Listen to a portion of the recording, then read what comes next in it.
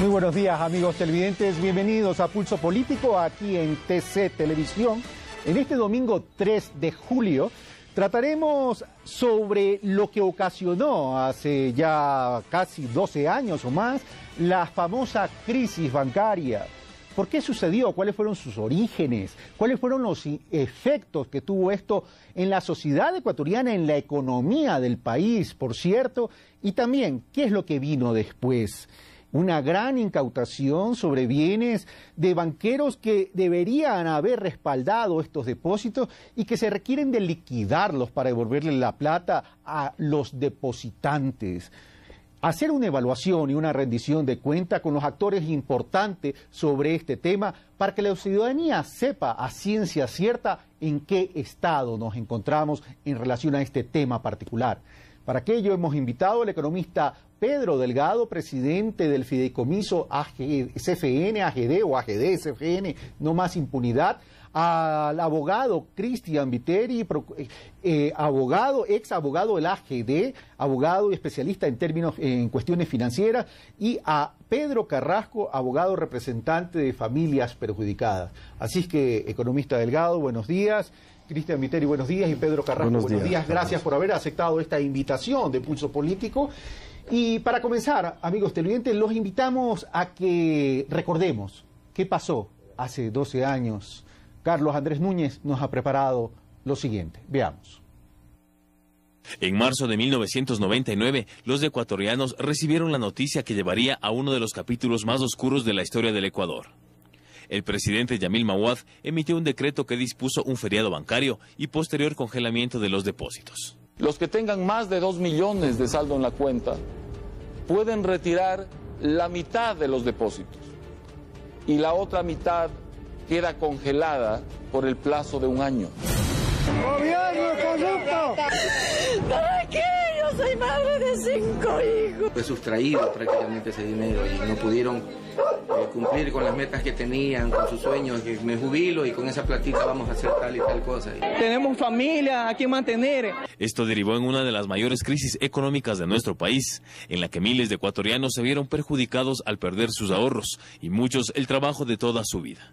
Esto llevó a que en el año 2000 se declare al dólar como la moneda oficial, a un cambio de $1 por 25.000 sucres, agudizando así cada vez más los problemas económicos que desencadenaron en situaciones como una gran emigración de ecuatorianos en busca de trabajo al extranjero. Yo centro las causas en la liberalización o flexibilización de la legislación del sistema financiero en esa época. En 1998, cuando se comenzó a especular sobre la inestabilidad de las instituciones bancarias, también se aprobó la ley de reordenamiento en materia económica. Se creó la Agencia de Garantía de Depósitos y se fijó un impuesto del 1% a la circulación de capitales. Tenía soluciones que no eran de mercado para una eventual crisis financiera, sino que contemplaba la intervención del Estado a través del salvataje bancario por préstamos del Banco Central y también el tema de el pago a los ahorristas como garantía sin límites. Desde 1991 los bancos se incrementaron de 32 a 40 y el número de instituciones financieras creció de 78 a 103. La nueva ley, la ley del 2008, que crea la Red de Seguridad Financiera, contempla soluciones a estos problemas que se detectaron en la década pasada y establece soluciones de mercado. Se refiere a, por ejemplo, el fondo de liquidez que actualmente funciona por el aporte de las mismas entidades bancarias, el cual les permite tener un respaldo económico para emergencias. Actualmente el sector financiero está integrado por unas 140 entidades que manejan alrededor de 29.000 millones de dólares. Carlos Andrés Núñez, Pulso Político. Qué duro tener que recordar estas imágenes de ciudadanos y de familias que realmente quedaron desprotegidas en esta crisis bancaria, en ese colapso financiero que vivió el país. Pero también es una pena de que los organismos de control no supieron controlar, que no se responsabilizaron para evitar a tiempo esta tragedia social y financiera que tuvimos que vivir los ecuatorianos en aquella época. Comienzo entonces con Pedro Carrasco. Pedro, abogado, representante de familias perjudicadas. Eso fue una gran tragedia, pero esas tragedias vale la pena recordarlas para que no vuelvan a pasar. Antes de entrar en materia, hoy, como ciudadanos, ¿nos podemos sentir seguros de que existen los verdaderos controles? ¿Que la Superintendencia de Banco ejerce un control adecuado, eficiente y oportuno a las instituciones financieras que captan recursos de los ciudadanos, del público? Pedro Carrasco. En realidad, Carlos, es una desgracia lo que sucedió, como usted bien lo está manifestando. Estamos haciendo recuerdo de imágenes que nos traen a la memoria todo aquel calvario que pasaron cientos de miles de personas en el Ecuador. Cientos de familias que obviamente lo perdieron prácticamente todo y que tenían que volver a empezar para caminar en la vida. Efectivamente, yo considero que esto es un tema de prohibido olvidar. No se puede dejar una crisis de esta naturaleza sin que efectivamente haya un castigo a quienes lo provocaron. Nosotros debemos recordar que esto, en definitiva, es un tema absolutamente de responsabilidad política y financiera. Una responsabilidad de quienes manejaron los bancos de manera dolosa y deshonesta. Pero también de quienes eran las autoridades de control. Por supuesto estoy hablando de eso. Estoy diciendo que la Superintendencia de Bancos nunca hizo un control que obviamente hubiese reflejado lo que estaba sucediendo al interior de los bancos. No se olvide, Carlos, que lo que peor sucedió son los créditos vinculados a empresas y a familiares de los banqueros deshonestos que obviamente saquearon a cientos de miles de depositantes en el Ecuador. Eso es lo que no se puede olvidar. Ahora, y siguiendo ese pensamiento de Pedro Carrasco, Cristian Viteri, dice, Pedro Carrasco, no podemos olvidar. El tema no es que no podamos olvidar tan solo. El problema es que no puede volver a suceder. En ese sentido, el Estado asumió una responsabilidad financiera, económica, hasta el punto que tuvimos que cambiar nuestra unidad monetaria. Dejamos el sucre para entrar a la dolarización. Y eso fue prácticamente obligado y al apuro. Pero el Estado se hace responsable también por el perjuicio a todas esas familias. Y todavía hay familias que no han podido recuperar el tema.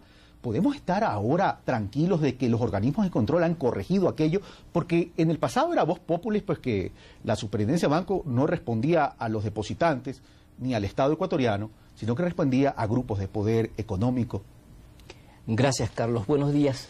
Yo creo que podemos estar más tranquilos. O sea, realmente, pues, nunca se puede poner las manos al fuego. A ver, 100%. pero una precisión, Cristian Viteri. Podemos estar más tranquilos significa que estuvimos algo tranquilo en el pasado y cuando sucedió esta crisis, ¿de qué tranquilidad estamos hablando? No, quiero decir que ahora tenemos tranquilidad, pero una tranquilidad relativa porque siempre, pues, pueden ocurrir hechos aislados, siempre pueden ocurrir hechos aislados.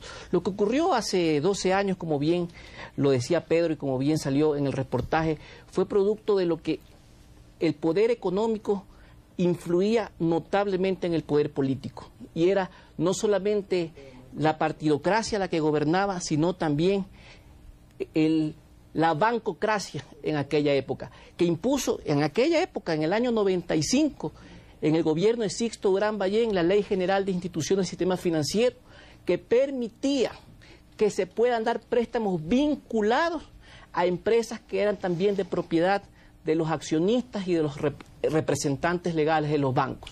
Y entonces tenían carta abierta para tener, sobre todo, medios de comunicación que sean el escudo para poder hacer y deshacer sin ningún tipo de control. Sería bueno profundizar en esa parte. ¿La ley permitía los créditos vinculados? La ley permitía hasta cierto monto los créditos hasta cierto monto. Pero la realidad es que estos excedieron o los que estuvieron hasta ese límite no contaban con las contragarantías necesarias. No, estos excedieron. Además, la ley no permitía un control adecuado de parte de los funcionarios de la Superintendencia de Bancos y por esta razón abusaron no solo de su poder, sino abusaron de la ley. Hubo fraude de ley. ¿Y qué es lo que hacían estos banqueros? Creaban compañías, sociedades de papel, donde ponían a los conserjes, jardineros, empleadas domésticas, de accionistas y representantes legales, y resulta que esta pobre gente ahora resulta deudora de 3, 4, 5 millones de dólares, cuando en realidad esa plata fue a parar en manos de quienes eran dueños de los bancos. Pero el tema es, ¿dónde estuvieron las auditorías externas? ¿Dónde estuvieron los controles de las auditorías de la Superintendencia de Bancos de aquella época? Todas esas auditorías se hacían. Y, por ejemplo, voy a poner el caso... A ver, pero si se hacían, entonces significa que aquí existe una gran colusión. Por supuesto que existe una gran colusión. No solamente de los funcionarios de aquella época de la Superintendencia de Bancos, sino de las auditoras externas. Resulta que en un banco, en específico, de lo que se me viene a la memoria, mejor dicho, casi todos, tenían antes del cierre de los bancos, toda la cartera resulta que era A, calificada no por el banco, sino calificada por las firmas auditoras externas y por las calificadoras de riesgo. Y resulta que cuando el banco cierra, toda esa cartera había sido E. El tema es qué pasa también con esas auditoras externas que pusieron su firma. ¿También hubo impunidad con estas auditoras externas? Hubo impunidad, hubo mucha impunidad. Hubo personas que salieron bien libradas de estos atracos, por decirlo así, porque se detuvo o se sentenció a la máxima autoridad del banco, pero hubieron personas que no tuvieron nunca una sanción hasta el día de hoy. Vamos a donde Pedro Delgado. Pedro Delgado, usted es el presidente del fideicomiso AGD, CFN, AGD, No Más Impunidad, pero yéndonos y retrotrayéndonos a ese tiempo, tiempo antes al gran colapso bancario se creó la Agencia de Garantía de Depósitos. Pero mucha gente percibe a la Agencia de Garantía de Depósitos como una institución, como un organismo, que de hecho lo era. Pero nos estamos olvidando de la función, de lo que debía tener la Agencia de Garantía de Depósitos, que no era otra cosa que un seguro de depósito. Pero prácticamente, este seguro de depósito que se creó mediante la ley, nació prácticamente quebrado, porque no se pudo acumular los fondos necesarios a través de las primas acumuladas que los bancos tenían que haber aportado a efecto de poder sustentar una crisis de esta manera. Y por otro lado, con una ley que garantizaba el 100% de los depósitos.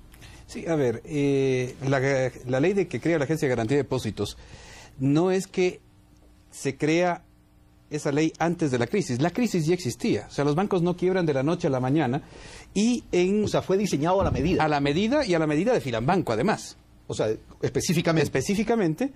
Y los participantes en la discusión de la creación de la ley fueron gente que estaba relacionada con Filambanco, gente que era miembros del Partido Social Cristiano que tenían relaciones con Filambanco, y más o menos la ley fue hecha justamente para resolver un problema específico de Filambanco, que después trató de resolver el problema de los otros bancos que quebraron. O sea, la ley fue un mecanismo virtual, llamémoslo así, de dar un marco regulatorio a una forma de actuar del gobierno para salvar a los intereses de estos banqueros. Fue un salvavidas prácticamente.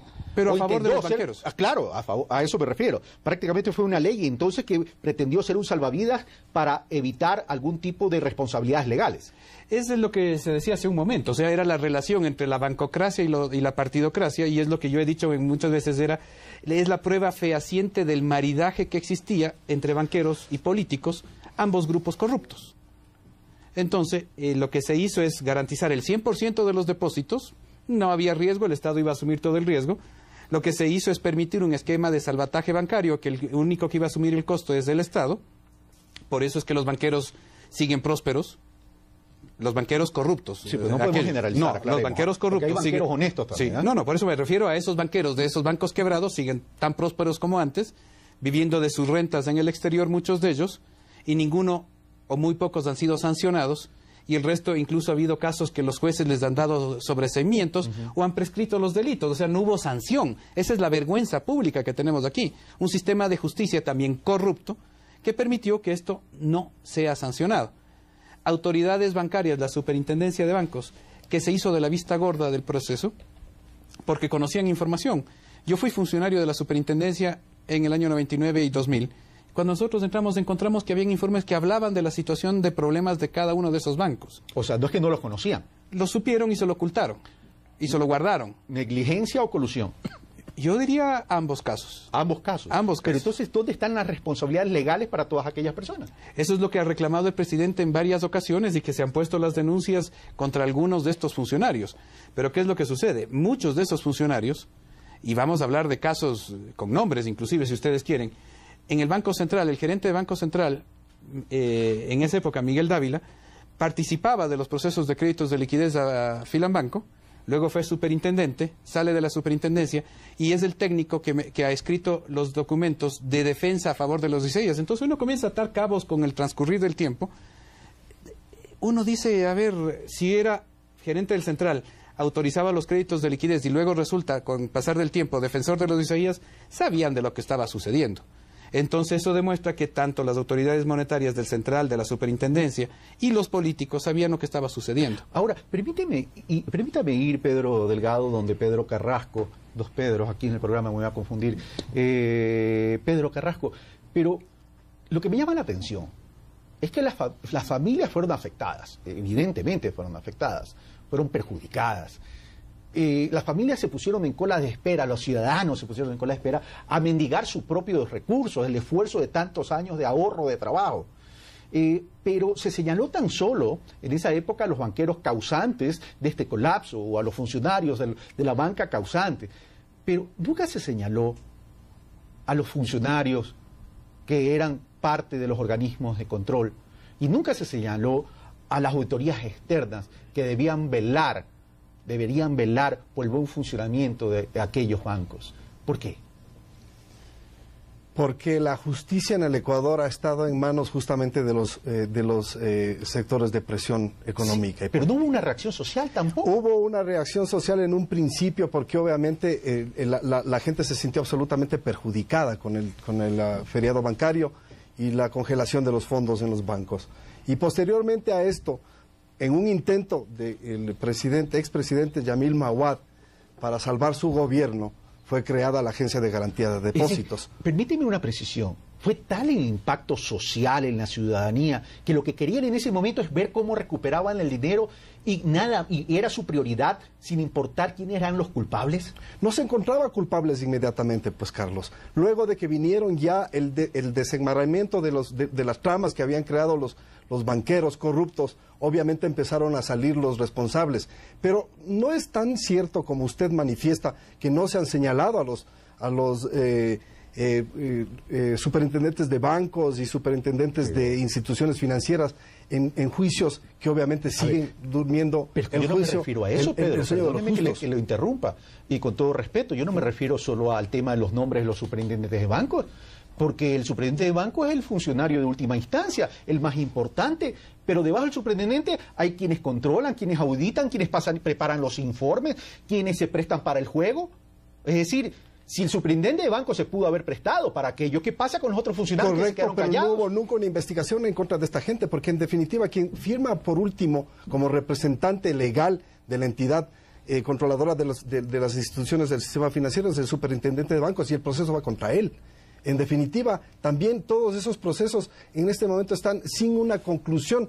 Yo creo que en definitiva de lo que se trata es que ha venido en el tiempo una maraña de situaciones legales que no han permitido que en definitiva ni los jueces que están obviamente al servicio o han estado históricamente al servicio de los grupos de poder económico y político. No hemos tenido la posibilidad que ningún operador judicial realmente tenga la decencia y la hombría de bien de sentenciar estos casos. Y usted ha visto cómo también la maraña de recursos jurídicos que han ido manejando los abogados nos han tenido hasta este momento en este juego. Como usted manifestaba, al principio son 12 años. Y sí, solamente... O sea, 12 años de la crisis, exacto, más no del origen del problema. Exacto, bueno, el origen del problema viene desde el año 1982, si nos retrotraemos al tema de la securitización de la deuda externa, pues, por supuesto. Okay. Con Osvaldo Hurtado, por supuesto, estoy manifestando esto, ¿no? Bueno, eso es, que ahí obviamente ya hubo un salvataje bancario, claro, y tampoco se supo qué pasó con esos dineros. O sea, no hubo una rendición de cuentas. No hubo una rendición de... Pero Cristian Viteri, abogado, pero ahí hay responsabilidad accesoria también de los que están debajo del superintendente del banco, por más que el superintendente del banco sea la máxima autoridad.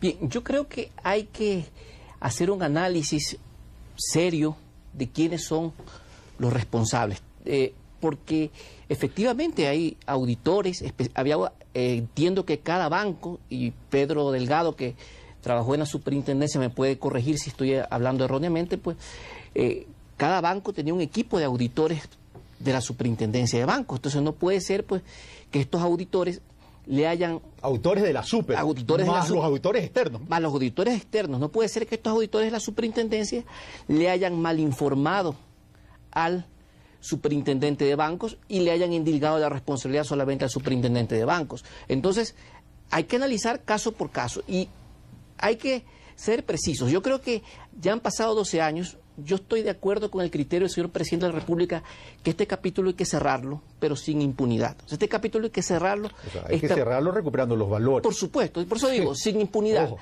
Y para eso hay que establecer los reales responsables. O sea, no podemos tampoco decir todos los auditores son los responsables. Ok, por efectos de tiempo tengo que irme a un corte, pero no quiero irme al corte sin preguntarle a Pedro Delgado lo siguiente. Nos encontramos con este tema, pero es evidente que activos y pasivos tienen que haber respaldo. Es decir, si yo tengo depósitos monetarios, tengo que tener en igualdad de activos, llámese bienes inmuebles y cartera por cobrar para cubrir esos depósitos monetarios. ¿Se encontró aquello, Pedro Delgado? A ver, yo creo que hay que concretar varias cosas. Las responsabilidades, para cerrar la idea anterior, son de los banqueros corruptos que manejaron su banco a discreción. Evidentemente. ¿Ya? Evidentemente. Hay responsabilidad por negligencia, por omisión, por inacción de los supervisores bancarios, sí. Hay responsabilidad de los auditores externos también, evidentemente. Y la responsabilidad de los gobiernos después, del gobierno de Maguad, hasta que llegó este gobierno que tuvo la decisión de actuar contra esto, de no haber hecho nada en estos tiempos. Entonces eso hay que reconocer. Ahora, el balance de un banco dice, se capta recursos del público y esos recursos tenían que ponerse en activos, llamemos productivos. Pero lo que resultó fue que captaron dinero del público, del pueblo, pero esos dineros fueron transferidos o vía sus bancos offshore o vía bancos offshore fantasma. Por ejemplo, en el caso de Filambanco, la cuenta RIC, que era un fantasma por ahí, es decir, de captación eran cuentas de activos registradas en balance, pero que no eran cuentas sanas. Ni siquiera en balance, fuera de balance. Eran cuentas que ahí uno se acercaba y decían, quiero depositar $100,000 o $10,000 o $1,000. Decían, vea, pero yo tengo esta opción de inversión en el exterior, pero fírmeme aquí, que no es del banco, pero es una cuenta afuera. Aquí somos nosotros mismos. Y le engañaron a la gente así. Gente que inclusive en el caso Banco Popular había algunos de esos casos, Filambanco otros, Bancomex otros de esos. Y esos recursos no se los ponía en activos productivos o en negocios rentables, sino en negocios que no eran rentables o inexistentes, o para transferir esa plata a sus empresas en el exterior. Entonces, ¿qué es lo que sucedió? Se financiaban ellos mismos. Se financiaron ellos mismos, y el caso más patético, el más patético de esto era Banco del Progreso, en el que básicamente como $800 millones eran en empresas cuyos representantes legales, entre comillas, eran el mensajero, el guardia de seguridad, y además vergonzosamente muchas de esas empresas y muchas de esas operaciones fueron creados en los 2 meses que Banco del Progreso estuvo cerrado en reestructuración cerrada, que le llamaron, ¿ya? Y que fue una obra y gracia de la Superintendencia de Bancos para que el señor Azpiazu trate de arreglar sus números. Entonces, ¿quién está preso al respecto? Nadie. Y el señor Azpiazu fue preso por un problema de no pago de impuestos, pero el tema de fraude bancario no ha sido sancionado. Bueno, con eso ¿sí? tengo que irme a un corte y regresamos luego con la solución al tema. Vamos a irnos a una pausa y regresamos con más de Pulso Político aquí en TC Televisión.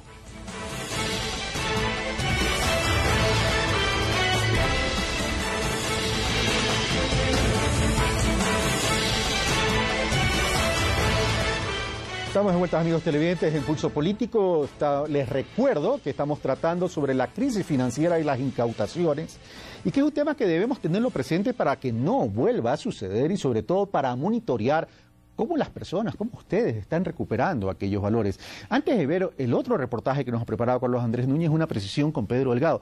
Pedro Delgado, antes de irnos al corte mencionaste que Fernando Azpiazu había sido privado de la libertad por un tema impositivo, más no por la responsabilidad. Pero me quedé con la duda, ¿no? Y recordando en el corte ¿pero él no fue privado de la libertad por peculado? Sí, ya revisando bien la información, ciertamente el inicio del proceso judicial con él fue por un tema impositivo, pero el juicio y la orden de prisión, y estuvo preso creo que hasta el 2007, fue por peculado, ciertamente. Entonces eso hay que aclararlo también. Hecha esa aclaración, entonces, amigos televidentes, veamos cuáles son las reacciones de ciertas autoridades de la AGD, que vinieron luego, y también de otras personas. Veamos.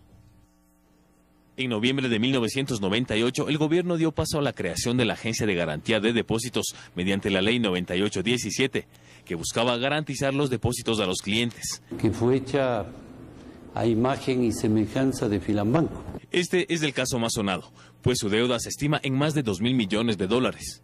Con ello comenzó la intervención de la AGD en las instituciones financieras en riesgo, pero que por malos manejos y la inestabilidad institucional en los gobiernos llevó al cierre de más de 20 de ellas. El gobierno del presidente Rafael Correa ha impulsado un fuerte trabajo y ha tomado medidas como el cierre de la AGD para dar paso a la creación del fideicomiso AGD No Más Impunidad en su lugar. ¿Cómo va a recuperar, cómo va a cobrar el fideicomiso si es que no tiene la facultad de incautación por presunción?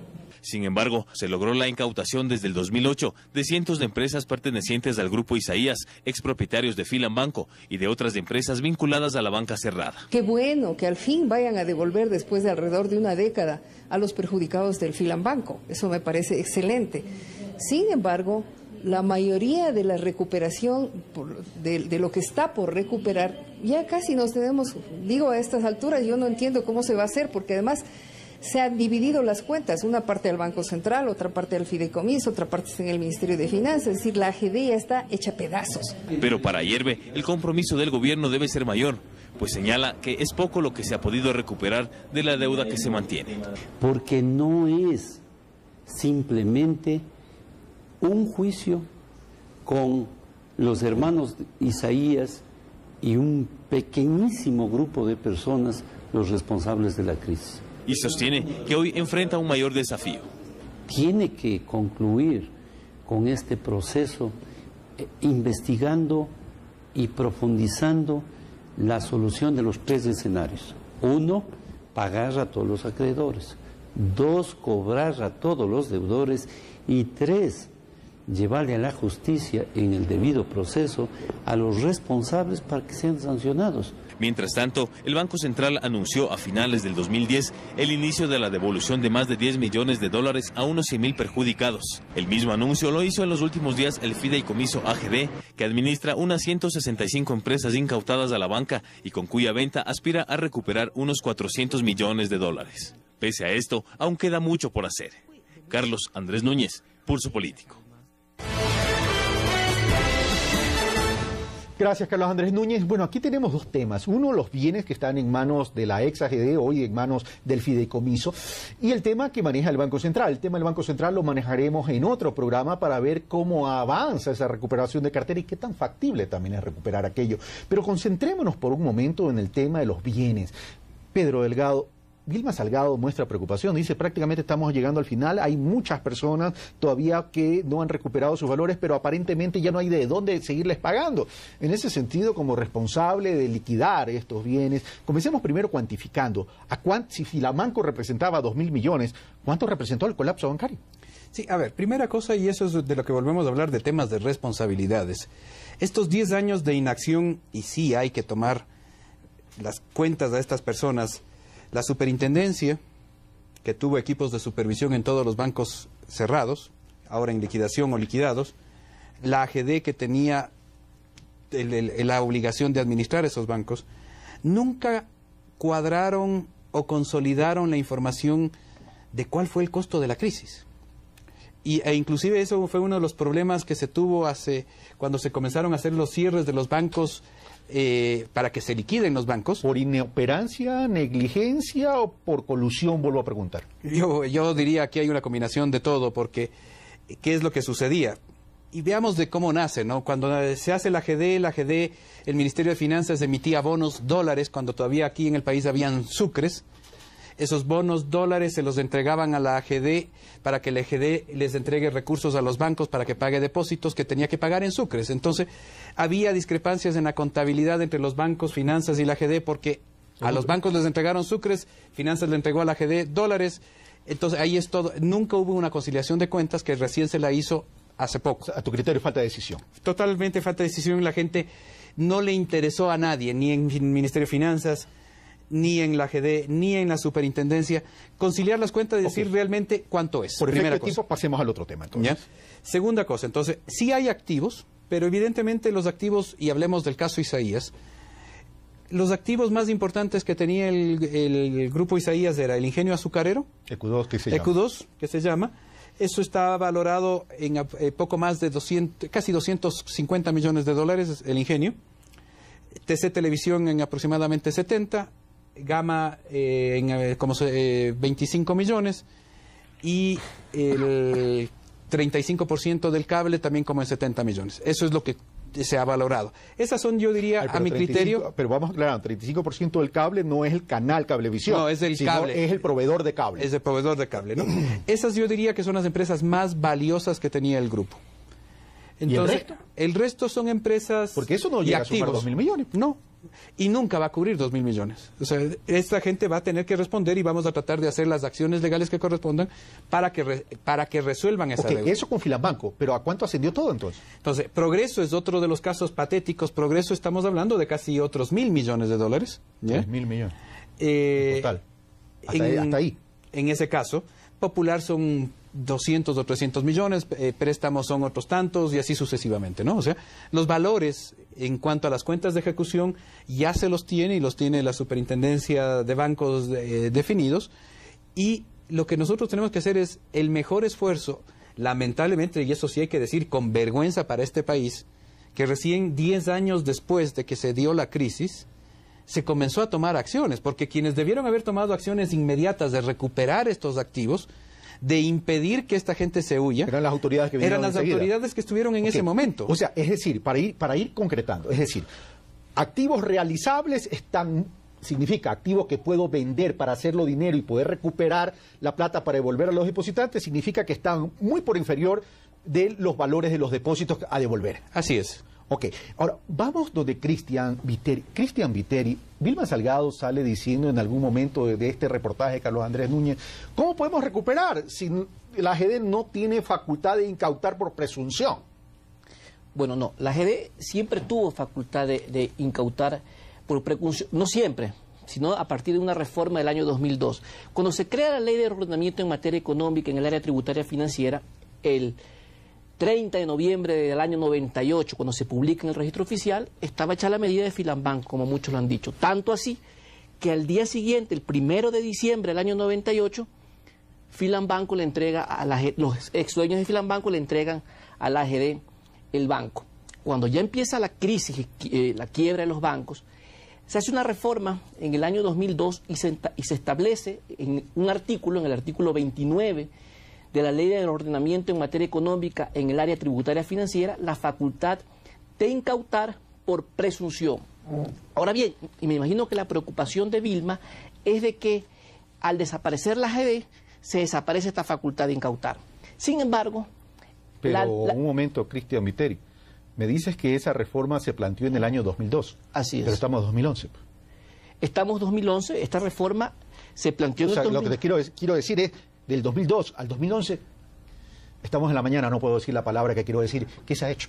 Bueno, ha habido incautaciones, también hay personas que han hecho, como Vilma, incautaciones serias, hay otras personas, otros exgerentes que lo han hecho bien, otros que han incautado 3 veces la misma cosa que ya estaba incautada, pero a esta facultad de incautar quiero hacer mención. ¿Y eso significa 3 honorarios también por la misma incautación?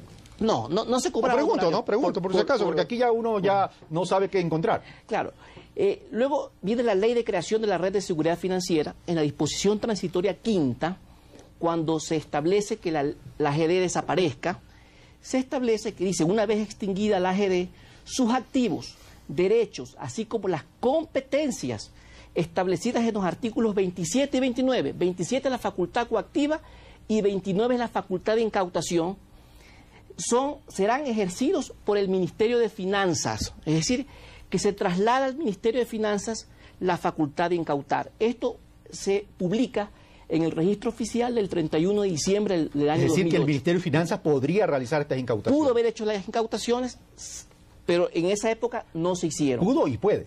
No, ¿por qué? Porque hay un hueco todavía. Porque luego en el Código Orgánico de Planificación y Finanzas Públicas, en la disposición transitoria 10ª, se establece que otra disposición, dice, los activos, derechos y competencias que se transfirieron al Ministerio de Finanzas de conformidad con la disposición transitoria 5ª de la Ley de Creación de la Red de Seguridad Financiera, pasarán a partir de la publicación de la presente ley a la Unidad de Gestión y Ejecución de Derecho Público del Fideicomiso AGD CFN no más impunidad, cuyas siglas pues es No tenemos que entrar en esos detalles por efectos de tiempo, pero en todo caso pasa al fideicomiso. Es decir, que el fideicomiso, no el fideicomiso, sino esta unidad de derecho público que administra el fideicomiso, tiene la capacidad. Conserva aún la facultad de incautar y podría incautar a todo lo que encuentre responsable. Se ha realizado ciertas incautaciones recientemente, carros lujosos o algo así me pareció el año pasado. Vamos de Pedro Carrasco, pero el tema es, a la gente lo que le interesa es recuperar su dinero. Todavía falta valores por recuperar, pero la gente no tiene que tener atención solo en los valores por recuperar, sino cuándo se venden esos bienes, en qué estado se encuentran, en qué tipo de administración están teniendo. Pedro Carrasco. Sí, de lo que yo entiendo, existe todavía un saldo, digamos, un monto por pagar a los perjudicados de la banca cerrada de alrededor de 18 millones de dólares. Si estoy mal, el economista Delgado me sabrá corregir. Pero lo que realmente empieza ya a ser un tema de clamor es lo que el economista Delgado también acaba de manifestar. Es el hecho de que ¿quién le va a pagar al Ministerio de Finanzas, por ejemplo, una vez que se liquiden y se vendan? Recupera el Estado. Claro, exacto. Porque el Estado somos nosotros, pues, Carlos. Y que a la larga somos nosotros los que estamos perdiendo valor patrimonial. Hemos pasado una década de años en un problema absolutamente financiero por culpa de la crisis bancaria. Y no solo eso, sino que los ciudadanos perjudicados podrían pedir compensación al Estado porque fueron organizaciones del Estado las llamadas a controlar y evitar. Por supuesto, y nunca se hizo nada. Como ya hemos dicho en este programa, en definitiva la superintendencia de banco y los superintendentes de bancos y todos quienes ustedes manifiestan, auditores, intendentes y etcétera, etcétera, se hicieron de la vista gorda.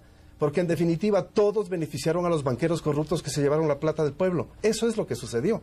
Y en definitiva entonces, una vez que la UGT termine de pagar, porque si liquida los bienes, como bien está diciendo Pedro Delgado en este momento, va a poder cancelar los dineros que efectivamente se están adeudando todavía a los perjudicados. Pero ya el Estado, ya nosotros, ¿quién nos paga? A ver, un momentito, ahí me perdí la sintonía.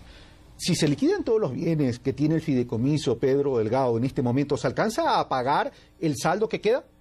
A ver, yo creo que ahorita con los bienes que se tienen, y ustedes deben haber visto, nosotros a partir del lunes, es decir, mañana, empezaríamos a pagar a todos los acreedores garantizados privados, e inclusive a acreedores de Filambanco International Bank, que suman alrededor, digamos, de 20 millones de dólares. Pero con todos los activos que se tiene en el fideicomiso, cubrir el resto de pasivos garantizados o de otros pasivos que el Estado ha tenido que asumir, no va a ser suficiente. ¿Y a cuánto asciende ese hueco? Ese hueco, como digo, está determinado por los informes de la superintendencia, pero supera fácilmente los 2.000, 3.000 millones de dólares. Entonces, digamos que de esos 2.000 millones de dólares se vamos a pagar a depositantes garantizados privados 20 millones, a depositantes garantizados que son del Estado podría cubrirse otro tanto, pero el resto hay que comenzar a reclamar por qué la inacción de la superintendencia, por qué la inacción de la GD. Nos hemos topado en este año, y eso ha sido parte de los problemas de los procesos de venta, que habían incautaciones que se hicieron en administraciones anteriores, pero vamos a los registradores de la propiedad y nos topamos que estos señores no se habían dignado en registrar y no querían registrar. Entonces, el problema no es del registrador, entonces, es de quien debió haber registrado. Pero el registrador se negaba a registrar. El registrador se negaba a registrar. Hemos detectado que, por ejemplo, había casos patéticos. ¿Pero cuál era el argumento para negarse a registrar? No, supuestamente que unos identificaban que la notificación de incautación era simplemente como una medida cautelar, o sea que era como hacer una hipoteca.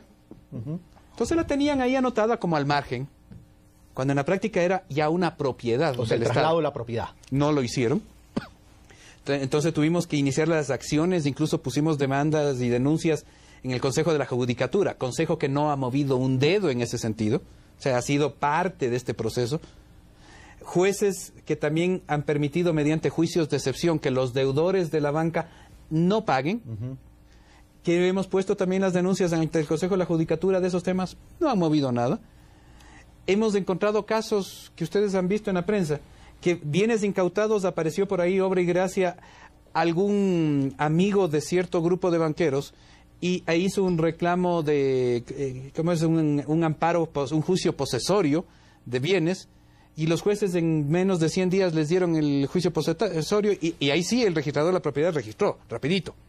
Entonces, todo ese tipo de cosas, por eso digo, esto fue una colusión entre intereses de los banqueros, intereses de los políticos, la justicia que está totalmente corrupta en esto, y eso hay que romper. Ok, lo interrumpía Pedro Carrasco porque era un punto de orden necesario. Pedro. Bueno, ya lo está diciendo el economista Delgado. Eso es lo que hay que romper. En definitiva, nosotros estamos preocupados como ecuatorianos, ¿quién va a resarcir el daño causado por estos? Ok, vamos a hablar de ese resarcir de los daños, pero primero vamos a hablar de la recuperación. Pedro Delgado, han pasado tanto tiempo y la gente que está perjudicada a veces no entiende ni llega a comprender todos estos temas que se está explicando en el programa del día de hoy y de la gestión y de los resultados de la gestión que está haciendo el fideicomiso. La gente lo que quiere es el dinero, recuperar el dinero. Y se está diciendo de que ¿por qué no se venden los bienes incautados? Hablemos de Filambanco en este momento. Es decir, a ver, si los principales bienes del Filambanco son TCE, Gamavisión, TCE por si acaso este canal donde estamos transmitiendo, Gamavisión, la proveedora, el 35% de la proveedora de cable, más Cablevisión, EQ2, que es el ingenio, que según Pedro Delgado, estos son los bienes que realmente pueden ser realizables y que son los más importantes, sin perjuicio que pueda haber otros.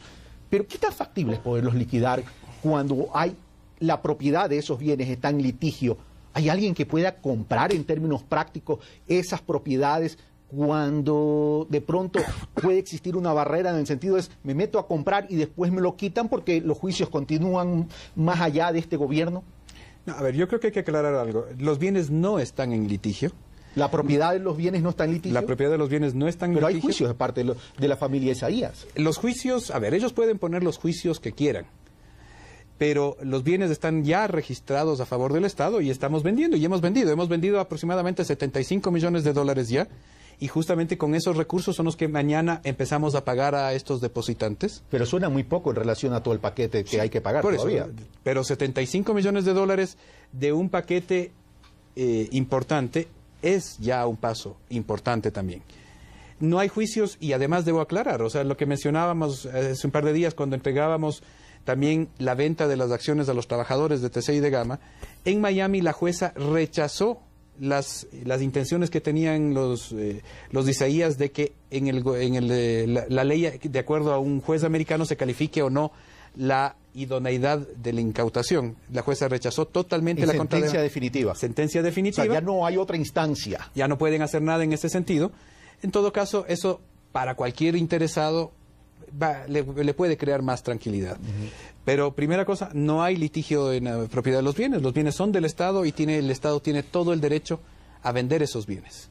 Segunda cosa, se están vendiendo bienes, hemos vendido 75 millones y estamos pagando, y a fines de este mes, el 27 de julio, también está convocado el proceso de venta del ingenio azucarero. Entonces esperamos que a fines de este mes podamos vender el ingenio azucarero y podamos vender también el canal de cable o el proveedor de cable. Con eso estaríamos vendiendo aproximadamente... El 35%. El 35%. Estaríamos hablando de alrededor de 200 millones de dólares si tenemos éxito en la venta, que creemos que la vamos a tener. Entonces, son suficientes recursos para comenzar a pagar a privados e iniciar el repago a el Estado. Cristian Viteri, abogado, especialista en cuestiones financieras, pero planteo y replanteo la inquietud que le hice a Pedro Delgado. ¿Queda claro que la propiedad no está en litigio? ¿Queda claro que si alguien viene y compra TC Televisión, por decir algo, el día de mañana no corre riesgo que se le revierta la propiedad? Bueno, yo voy a ser absolutamente... No voy a hablar como financiero, voy a hablar como civilista. Como abogado.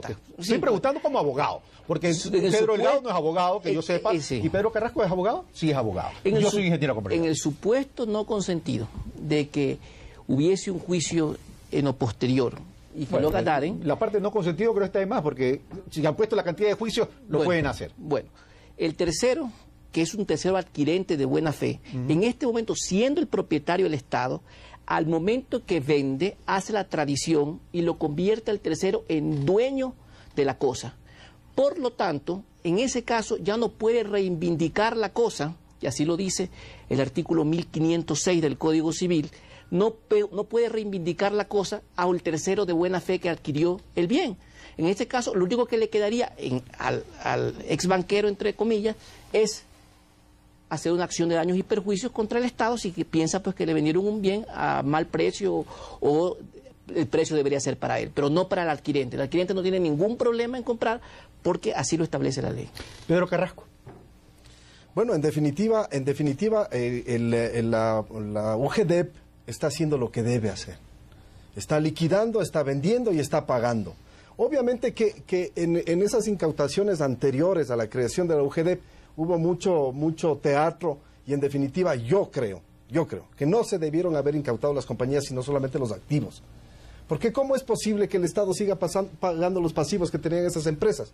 Si solo se incautaban los activos, era mucho más sencillo liquidarlos de manera inmediata. Pero yo entiendo que el economista Delgado debe tener un sinfín de problemas justamente por estos asuntos. No... Sin fin en la liquidación y sin fin en la administración. Claro, en la administración también. El tema ICA, y tengo que mencionarlo, Pedro Delgado, el tema ICA es una realidad. Ahí hay acusaciones y dudas acerca de la administración.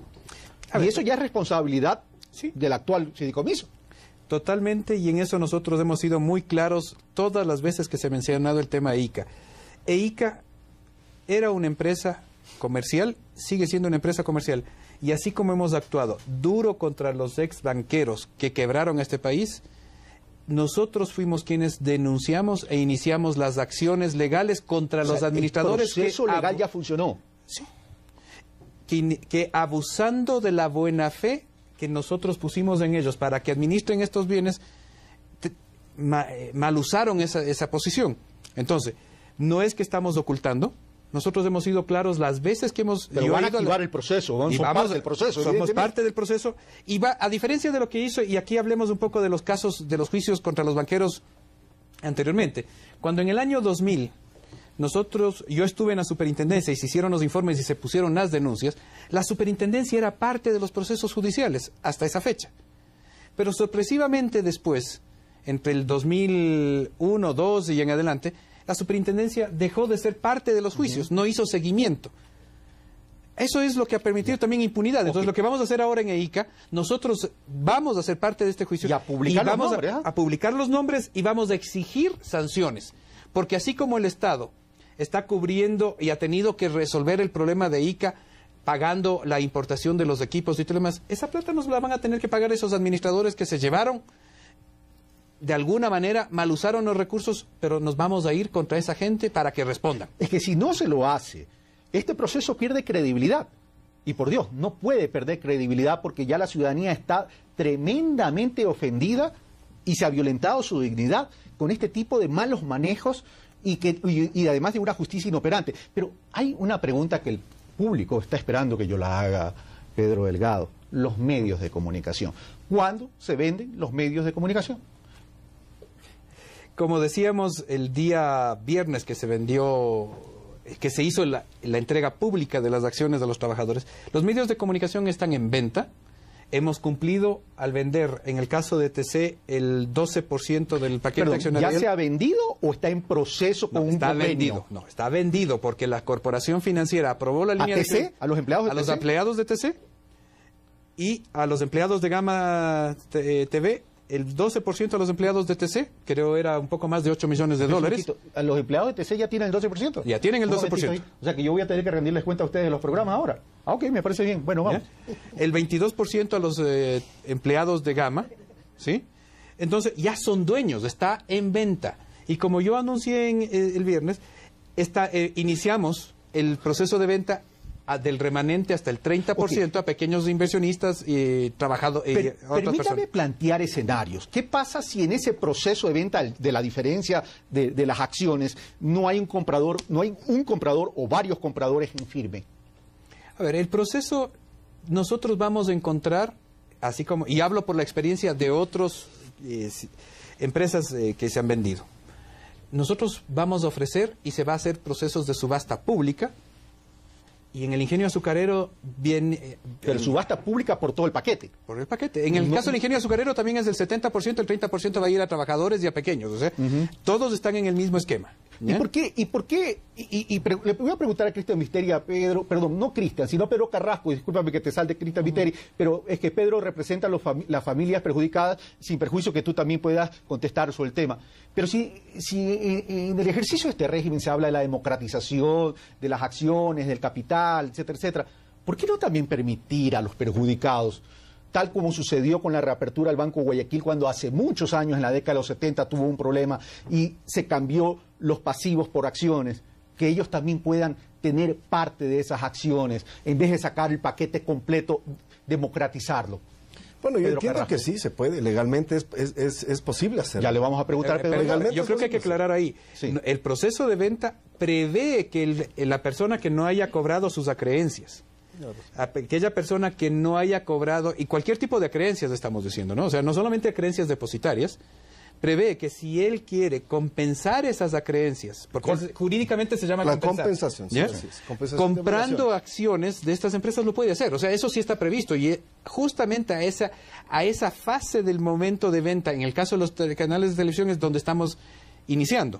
O sea, si una persona, cualquier persona que tenga en este momento un depósito en un banco que no ha cobrado, o cualquier creencia que no hubiese cobrado, puede acercar y decir, espera señor, quiero que me dé acciones de estas empresas o que me dé un departamento de lo que se tiene incautado, un auto. Lo pueden hacer. Lo pueden hacer. Y eso es nuestro objetivo. O sea, Pedro Carrasco, algo adicional a lo que... No, eso exactamente se puede y efectivamente así ha venido trabajando la GD, se han compensado obligaciones con los certificados que otorgó la GD en su tiempo. Pero sin perjuicio a aquello, y voy donde Cristian Viteri en este momento, Cristian, en algún momento, si no me equivoco y me aclara Pedro Delgado, si estoy tergiversando o equivocándome en mi apreciación, lo escuché a Pedro Delgado alguna vez decir, es que no se ha podido avanzar con la venta porque estos mismos señores Isaías asustan a los potenciales compradores, refiriéndose al tema de Q2. Bueno, yo ya creo que mencioné el tema, ¿no? O sea que los Pero si una cosa es la interpretación tuya dentro del marco jurídico y otra es la percepción de un mercado que va a arriesgar un dinero como compra de un activo. Sin duda, o sea, eso está claro, o sea, eso puede suceder sin lugar a dudas, o sea, va a pasar que las personas sientan algún temor porque salen publicaciones de que va a haber acciones o que vamos a declarar nulas las ventas. Eso no debería ser una preocupación. Lo que sí debería preocuparle, aprovechando que está aquí Pedro Delgado, pues es dejarle claro a los administradores de estas empresas que las empresas son del Estado y por lo tanto, al ser del Estado, ellos tienen responsabilidades de fondos públicos, ya siendo el Estado. Por lo tanto, podrían ser reos de peculado en caso de mal administrar a las empresas, como en el caso que ha pasado en INCA. Pedro Delgado, en más de una ocasión ha sido recurrente de decir, nos encontramos con todo este laberinto legal, financiero, que desenmarañar todo esto ha tomado un buen tiempo. Ya estamos listos, ya no va a haber de aquí justificación para que estos activos, bienes, no salgan a la venta. ¿Salen todos ya? Ya está, o sea, todo el proceso ya está listo. Ya. Estamos convocando a venta. Lo de los canales, lo que decimos, los canales ya están en venta. O sea, los canales, muchas veces nos han dicho, es que ¿por qué no se venden los canales? Hemos explicado básicamente los problemas de temas de frecuencias, de propiedad de los activos o de los edificios donde estaban los canales. Y estamos vendiendo y hemos cumplido, hemos vendido a los trabajadores. Iniciaremos la venta a otros pequeños inversionistas o a aquellas personas que quieran compensar sus acreencias comprando acciones de los canales. El ingenio azucarero, como digo, a fines de este mes está convocada la subasta. O sea, ya estamos en venta. Quienes básicamente hacen mucho esfuerzo en tratar de decir que no existe un proceso de venta son, evidentemente, llamemos de alguna manera, los defensores interesados del grupo Isaías, que tratan de torpedear el proceso de venta de alguna manera, ¿ya? Y lamentablemente cierta prensa que resulta que les está defendiendo también, o sea, porque no están sino en el discurso de no se vende, no se vende. Pero estas empresas son autogestionables, porque una de las cosas o de unos argumentos que menciona el grupo Isaías es los activos se están deteriorando y por tanto dicen que están preocupados porque ellos aspiran a un vuelto, el famoso llamado vuelto. Entonces la pregunta es, ¿cada empresa es autogestionable? ¿Los recursos que se generan en cada una de las organizaciones son para esas empresas o están financiando empresas deficientes? No, las empresas han demostrado ser sostenibles Vemos el caso de TC, de Gama. Gama venía perdiendo plata y ahora está ganando plata. Las empresas son rentables, son sostenibles. Como todo negocio tienen sus ciclos, pero son sostenibles. Y el famoso vuelto, yo no sé, ellos podrán decir lo que quieran. O sea, pero ese proceso legal sigue. ¿Cuál proceso legal? El del famoso vuelto, sí. No, el vuelto ya terminó. Eso está terminado. El vuelto, nosotros tenemos que cobrar ese vuelto porque ese vuelto nunca fue entregado a ellos, estaba en poder de Filambanco. Nosotros estamos cobrando ese vuelto. Y segundo, los señores Isaías, que hay que reconocer algo. Sí es cierto que hablaban de que el Estado ecuatoriano tenía que darles un vuelto, pero desde hace unos 3 años para acá, tanto sus abogados como ellos ya reconocen que deben. Entonces ahora lo que tienen es que pagar y el Estado se está cobrando con estas ventas. Cristian Viteri.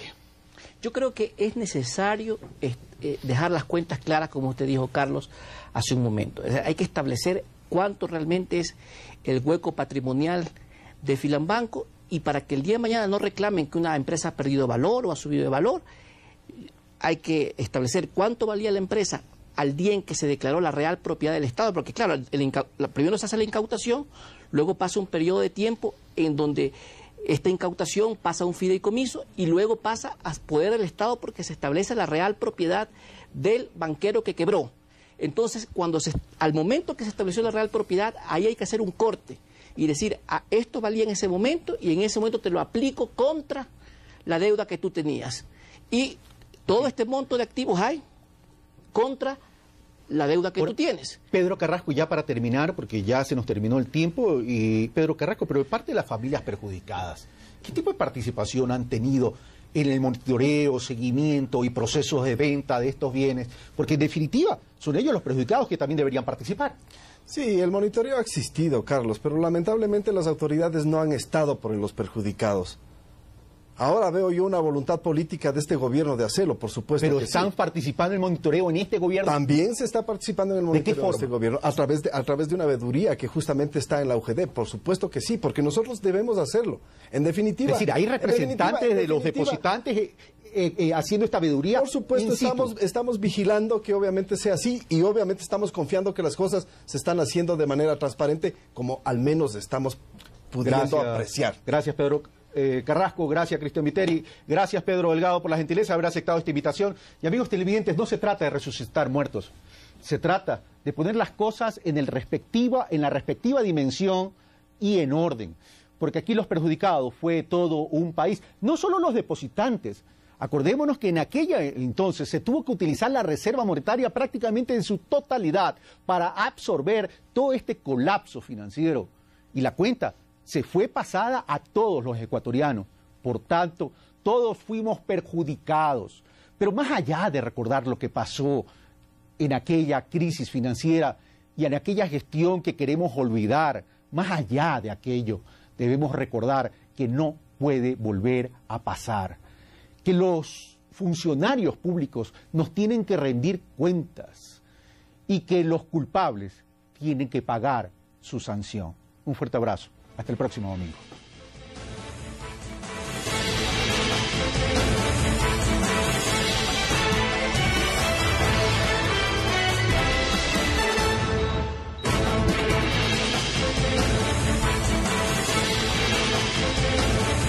Recibieron la noticia que llevaría a uno de los capítulos más oscuros de la historia del Ecuador.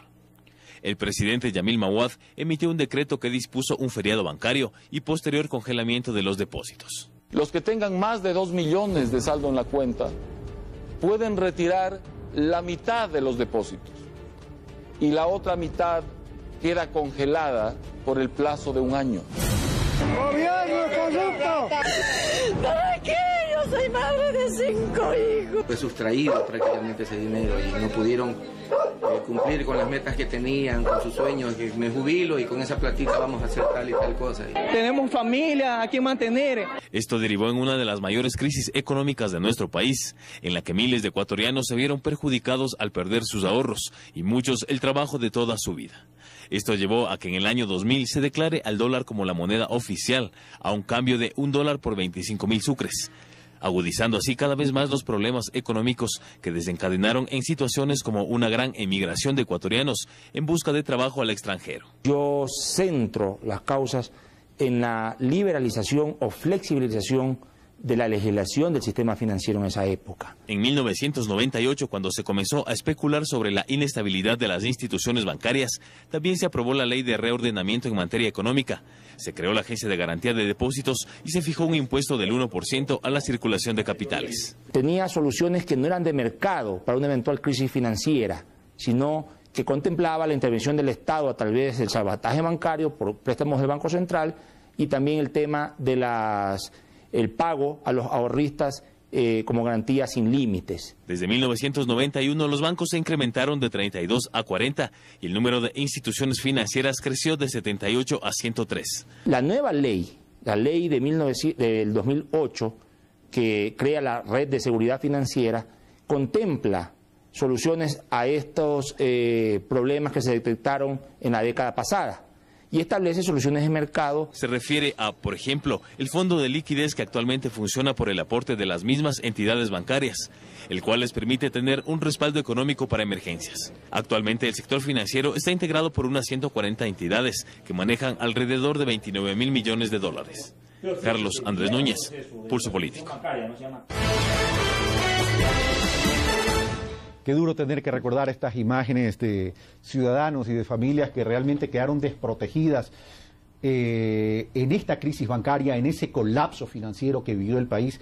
Pero también es una pena de que los organismos de control no supieron controlar, que no se responsabilizaron para evitar a tiempo esta tragedia social y financiera que tuvimos que vivir los ecuatorianos en aquella época.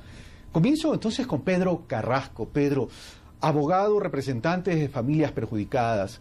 Eso fue una gran tragedia, pero esas tragedias vale la pena recordarlas para que no vuelvan a pasar. Antes de entrar en materia, hoy, como ciudadanos, ¿nos podemos sentir seguros de que existen los verdaderos controles?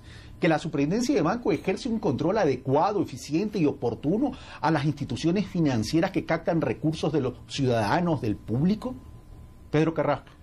En realidad, Carlos, es una desgracia lo que sucedió, como usted bien lo está manifestando. Estamos haciendo recuerdo de imágenes que nos traen a la memoria todo aquel calvario que pasaron cientos de miles de personas en el Ecuador. Cientos de familias que obviamente lo perdieron prácticamente todo y que tenían que volver a empezar para caminar en la vida. Efectivamente, yo considero que esto es un tema de prohibido olvidar.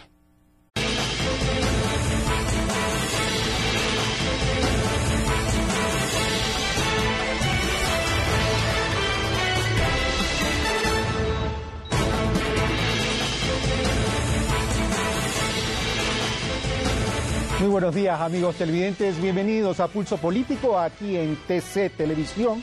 En este domingo 3 de julio trataremos sobre lo que ocasionó hace ya casi 12 años o más la famosa crisis bancaria. ¿Por qué sucedió? ¿Cuáles fueron sus orígenes? ¿Cuáles fueron los efectos que tuvo esto en la sociedad ecuatoriana, en la economía del país, por cierto? Y también, ¿qué es lo que vino después? Una gran incautación sobre bienes de banqueros que deberían haber respaldado estos depósitos y que se requieren de liquidarlos para devolverle la plata a los depositantes. Hacer una evaluación y una rendición de cuenta con los actores importantes sobre este tema para que la ciudadanía sepa a ciencia cierta en qué estado nos encontramos en relación a este tema particular. Para aquello hemos invitado al economista Pedro Delgado, presidente del fideicomiso CFN, AGD o AGD, CFN, No Más Impunidad, al abogado Cristian Viteri, ex abogado del AGD, abogado y especialista en cuestiones financieras, y a Pedro Carrasco, abogado representante de familias perjudicadas. Así es que, economista Delgado, buenos días. Cristian Viteri, buenos días, y Pedro Carrasco, buenos días. Gracias por haber aceptado esta invitación de Pulso Político. Y para comenzar, amigos televidentes, los invitamos a que recordemos qué pasó hace 12 años. Carlos Andrés Núñez nos ha preparado lo siguiente. Veamos. En marzo de 1999, los ecuatorianos... No se puede dejar una crisis de esta naturaleza sin que efectivamente haya un castigo a quienes lo provocaron. Nosotros debemos recordar que esto, en definitiva, es un tema absolutamente de responsabilidad política y financiera, una responsabilidad de quienes manejaron los bancos de manera dolosa y deshonesta. Pero también de quienes eran las autoridades de control. Por supuesto estoy hablando de eso. Estoy diciendo que la Superintendencia de Bancos nunca hizo un control que obviamente hubiese reflejado lo que estaba sucediendo al interior de los bancos. No se olvide, Carlos, que lo que peor sucedió son los créditos vinculados a empresas y a familiares de los banqueros deshonestos que obviamente saquearon a cientos de miles de depositantes en el Ecuador. Eso es lo que no se puede olvidar. Ahora, y siguiendo ese pensamiento de Pedro Carrasco, Cristian Viteri, dice, Pedro Carrasco, no podemos olvidar. El tema no es que no podamos olvidar tan solo. El problema es que no puede volver a suceder. En ese sentido, el Estado asumió una responsabilidad financiera, económica, hasta el punto que tuvimos que cambiar nuestra unidad monetaria. Dejamos el sucre para entrar a la dolarización. Y eso fue prácticamente obligado y al apuro. Pero el Estado se hace responsable también por el perjuicio a todas esas familias. Y todavía hay familias que no han podido recuperar el tema. ¿Podemos estar ahora tranquilos de que los organismos de control han corregido aquello? Porque en el pasado era voz populi, pues que la Superintendencia de Banco no respondía a los depositantes ni al Estado ecuatoriano, sino que respondía a grupos de poder económico. Gracias, Carlos. Buenos días. Yo creo que podemos estar más tranquilos. O sea, realmente, pues, nunca se puede poner las manos al fuego. A ver, 100%. pero una precisión, Cristian Viteri. Podemos estar más tranquilos significa que estuvimos algo tranquilos en el pasado y cuando sucedió esta crisis, ¿de qué tranquilidad estamos hablando? No, quiero decir que ahora tenemos tranquilidad, pero una tranquilidad relativa porque siempre, pues, pueden ocurrir hechos aislados, siempre pueden ocurrir hechos aislados. Lo que ocurrió hace 12 años, como bien lo decía Pedro y como bien salió en el reportaje, fue producto de lo que el poder económico influía notablemente en el poder político. Y era no solamente la partidocracia la que gobernaba, sino también la bancocracia en aquella época, que impuso en aquella época, en el año 95, en el gobierno de Sixto Durán Ballén, la Ley General de Instituciones del Sistema Financiero, que permitía que se puedan dar préstamos vinculados a empresas que eran también de propiedad de los accionistas y de los representantes legales de los bancos. Y entonces tenían carta abierta para tener, sobre todo, medios de comunicación que sean el escudo para poder hacer y deshacer sin ningún tipo de control. Sería bueno profundizar en esa parte. ¿La ley permitía los créditos vinculados? La ley permitía hasta cierto monto los créditos hasta cierto monto. Pero la realidad es que estos excedieron o los que estuvieron hasta ese límite no contaban con las contragarantías necesarias. No, estos excedieron. Además, la ley no permitía un control adecuado de parte de los funcionarios de la Superintendencia de Bancos y por esta razón abusaron no solo de su poder, sino abusaron de la ley. Hubo fraude de ley. ¿Y qué es lo que hacían estos banqueros? Creaban compañías, sociedades de papel, donde ponían a los conserjes, jardineros, empleadas domésticas, de accionistas y representantes legales, y resulta que esta pobre gente ahora resulta deudora de 3, 4, 5 millones de dólares, cuando en realidad esa plata fue a parar en manos de quienes eran dueños de los bancos. Pero el tema es, ¿dónde estuvieron las auditorías externas? ¿Dónde estuvieron los controles de las auditorías de la Superintendencia de Bancos de aquella época? Todas esas auditorías se hacían.